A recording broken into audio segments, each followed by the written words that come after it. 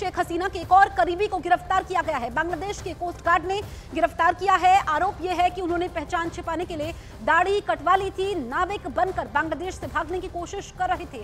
दावा किया गया है कि गिरफ्तार किए गए सलमान एफ रहमान शेख हसीना के उद्योग और निवेश सलाहकार के तौर पर काम करते थे। बांग्लादेश की अंतरिम सरकार की कोशिश है कि शेख हसीना का कोई भी सहयोगी देश छोड़कर न जा पाए। सलमान एफ रहमान नाम के शेख हसीना के करीबी को समुद्री तट से गिरफ्तार किया गया। इन्होंने अपनी पहचान बदलने के लिए अपनी दाढ़ी कटवा ली थी और मछुआरे का भेष बना लिया था। इन पर आरोप यह है कि शेख हसीना के उद्योग और निवेश सलाहकार के तौर पर काम करने वाले सलमान एफ रहमान ने बांग्लादेश से अरबों डॉलर की हेराफेरी की है। अब गिरफ्तार ये हो चुके हैं। न्यूज़ 18 इंडिया पर एक्सक्लूसिव तस्वीरें भी हम आपको दिखा रहे हैं। यही सलमान एफ रहमान है। दरअसल आप देखिए कि पहले इसने दाढ़ी रखी हुई थी। जो पहली तस्वीर है कि पहले इसका हुलिया कैसे था, ये कैसे दिखते थे, ये आप देख सकते हैं पहली तस्वीर में। अब दूसरी तस्वीर में आप देखिए कि इन्होंने अपना भेष बदल दिया था। वो इसलिए बदला था ताकि वो देश से बाहर जा पाए। जिस तरह के बांग्लादेश में हालात बने, अंतरिम सरकार का गठन हुआ, इसके बाद आप देखिए कि इसने दाढ़ी अपनी कटवा ली थी। ओपी तिवारी हमारे सहयोगी हमारे साथ लाइव मौजूद हैं। ओपी, जिस तरीके से शेख हसीना के करीबियों को एक एक करके गिरफ्तार किया जा रहा है, आप इस स्थिति को कैसे देख रहे हैं? देखिए जसप्रीत, शेख हसीना के जितने भी सहयोगी हैं, चाहे उनके मंत्रिमंडल के सहयोगी हैं या फिर उनको सरकार में किसी भी तरह से उनका साथ देने वाले सहयोगी हैं, उन सभी पर जो उनकी विपक्षी पार्टियां हैं पूरी तरह से निगाह रखे हुए हैं। और अब ये कहा जाए कि अंतरिम सरकार ने उन पर इंटेलिजेंस की निगाह रखवाई हुई है तो ये कहना कोई अतिशयोक्ति नहीं होगा। क्योंकि रहमान ने जिस तरह से अपना वेश बदला, उन्होंने अपनी दाढ़ी कटवाई, उन्होंने अपना पूरी वेशभूषा चेंज कर दी और एक नाविक के भेष में उन्होंने बांग्लादेश से बाहर जाने की कोशिश की। लेकिन वहाँ के इंटेलिजेंस इस बाबत सुरक्षा बलों को सूचना दे दी और अंतिम समय पर उन्हें वहां से गिरफ्तार कर लिया गया। आप देख सकते हैं तस्वीरों में कि वो तहमत पहने हुए हैं, उन्होंने अपनी दाढ़ी कटवाई हुई है। और ये कोई पहला इंसिडेंट नहीं है। इसके 4 दिन पहले जब शेख हसीना के एक बेहद करीबी मेजर जनरल जब हवाई जहाज से दुबई जाने की कोशिश कर रहे थे, उन्हें भी अंतिम समय पर हवाई जहाज से बाकायदा रनवे पर हवाई जहाज को वापस लाया गया और उन्हें वहां से गिरफ्तार कर लिया गया। वो इस समय सेना की कस्टडी में है।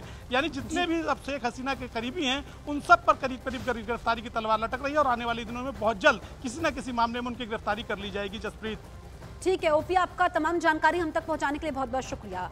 तो बांग्लादेश में हुई हिंसा से जुड़े कई बड़े अपडेट सामने आए हैं।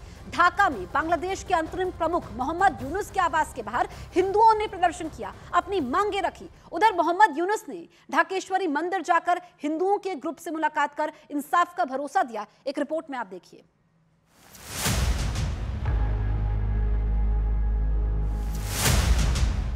बांग्लादेश में आरक्षण को लेकर सुलगी आग के दौरान वहां के हिंदुओं को टारगेट किया गया, मंदिर पर हमले हुए, उन्हें आग के हवाले किया गया तो कई हिंदुओं को मौत के घाट उतारने की खबरें भी सामने आई। हिंदुओं के खिलाफ हुई इस हिंसा के विरोध में बांग्लादेश के हिंदुओं ने भी वहां की अंतरिम सरकार के खिलाफ प्रदर्शन तेज कर दिए हैं।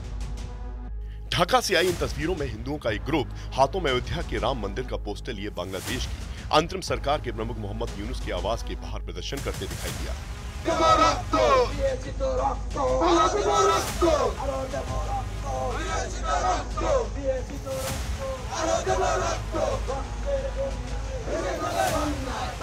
हिंदुओं के इस ग्रुप में पुरुष भी थे और महिलाएं भी। इसके साथ वो लोग भी थे जिनके अपने बांग्लादेश में हुई हिंसा के शिकार हुए थे। किसी के हाथ में अपने बेटे की, किसी के हाथ में अपने पति की, तो किसी के हाथ में अपने भाई की तस्वीर नजर आई। जानकारी के मुताबिक ये सभी बांग्लादेश में हुए हिंदुओं के खिलाफ हिंसा में शिकार हुए थे।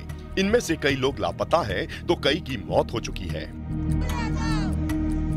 ढाका के यमुना गेस्ट हाउस के बाहर प्रदर्शन करने वाले हिंदुओं के इस ग्रुप ने अपनी 8 मांगे मोहम्मद यूनुस सरकार के सामने रखी, जिनमें मंदिर के पुनर्निर्माण और हिंसा के दौरान लापता हुए लोगों की तलाश की मांग की गई।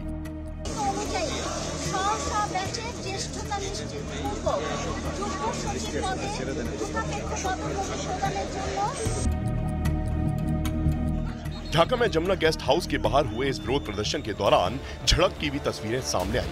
अल्पसंख्यक हिंदू समुदाय के सदस्यों और सेना के जवानों के बीच मामूली झड़प भी हुई।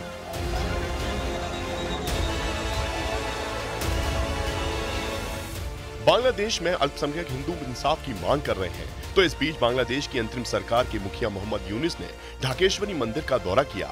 मंदिर में पहुंचकर उन्होंने हिंदू समुदाय के लोगों से मुलाकात की।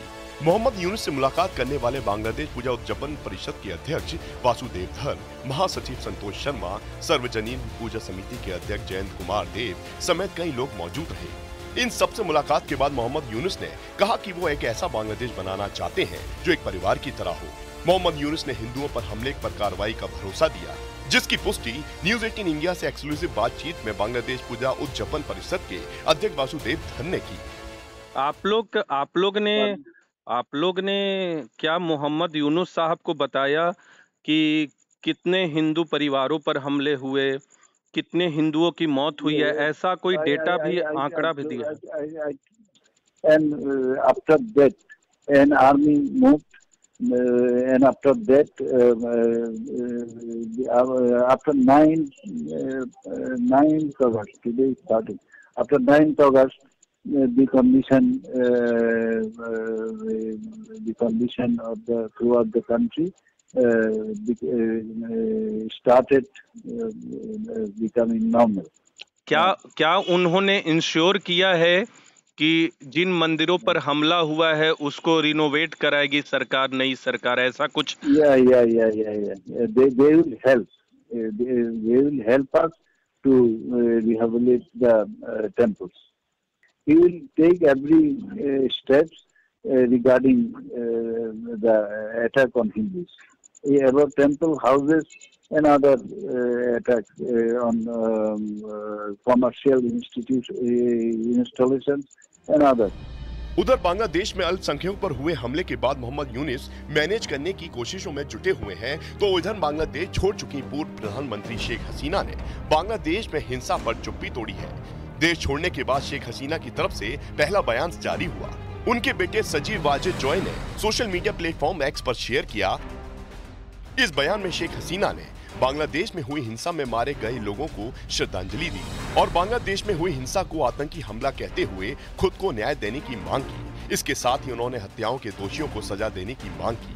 अपने बयान में शेख हसीना ने अपने पिता और परिवार की कुर्बानियों को गिनाया और बंगबंधु की प्रतिमाओं के अपमान पर भी दुख जताया।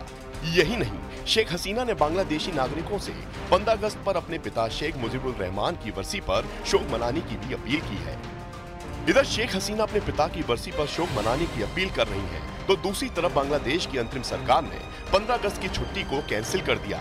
बांग्लादेश की कई पार्टियों ने अंतरिम सरकार से आग्रह किया था कि 15 अगस्त को अब राष्ट्रीय शोक दिवस के तौर पर नहीं मनाया जाए। 15 अगस्त को राष्ट्रीय शोक दिवस के तौर पर मनाया जाता है क्योंकि इसी दिन शेख हसीना के पिता शेख मुजीबुर रहमान की हत्या हुई थी। 15 अगस्त 1975 को सेना के अधिकारियों ने उनके घर को चारों तरफ से घेर कर ताबड़तोड़ गोलियां चलाकर उनकी हत्या कर दी थी। तब से बांग्लादेश में 15 अगस्त को राष्ट्रीय शोक दिवस मनाया जाता है।